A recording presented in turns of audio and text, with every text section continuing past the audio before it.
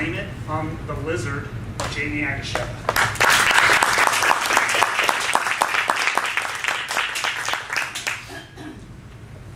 As I prepared for tonight's speech, there was an internal tug of war.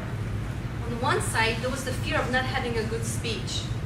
On the other side, there was the understanding why my brain was making me feel this way. In 1952, a neurologist, Dr. Paul MacLean, theorized the triune brain, which consists of three parts.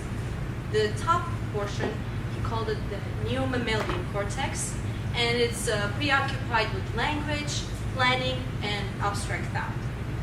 The one below it is paleomammalian complex, and it's our emotional center. And right in the core of our brain, he called it the reptilian complex. And that complex is about survival, it's about ritual, and resistance to change.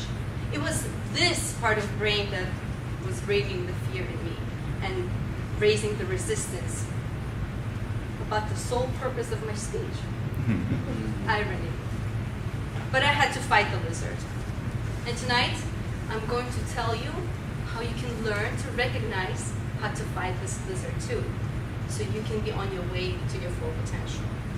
Number one, the lizard brain seeks safety. You go hiking. You go hiking too. A lot of us go hiking. You'll see a lizard on the rock doing some push-ups, and then it runs away. So the lizard brain, just like the lizard you see during a hike, it wants to save itself, to propagate its DNA. It's doing push-ups maybe to impress the ladies. But that's not all that it does. It's not only a physical safety it's seeking, but emotional and psychological safety. So your brain will tell yourself, this is not a good enough speech. You're not good enough. This is a waste of time. Why didn't bother? You're not going to win. And it's not the fact of winning, but it's fighting this lizard, fighting this fear that you have in yourself. Because if we overcome our struggles, we become happy. Fight your lizard. Number two reason why what the lizard does is it creates routines. If you ever made New Year's resolution, or in January you were pumped, I'm going to do this. And when December came, you just settled into your old routine. It's the lizard telling you, just go back to your routine. It was safe for us. And this routine creates stagnation. And you know what happens when water stays stagnant for a long time? It starts to smell. Our body is 70% water.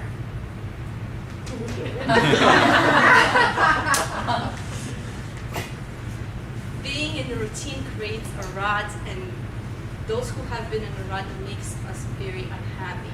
Unhappiness is a sign that we need to challenge ourselves. Fight your lizard. Don't fear the change. Trust yourself. Another thing that the lizard brain does is creates a visceral response in you of fight or flight. Right before the speech, when I was practicing, I thought about running away to Starbucks. I'm here. This fight or flight, fight till death or run away for your safety. And it's not that I'm saying you have to stay and fight the physical fight, nor that you have to run away. It's that you have to be present, you have to be mindful of that emotion that you're feeling, the anger that you have when you have to fight somebody, or that uncomfortableness you have when you want to run away. So be mindful, be present in the moment, fight the lizard, and feel the struggle that you have within yourself. By using the lizard, by using lizard brain, use it like a radar, not commander-in-chief. Use it to guide yourself away from dangerous situation. But if there's no harm to your body, then just fight the resistance that the lizard is posing on you. Because the greatest challenge that we have is to challenge ourselves. Mr. Toastmaster.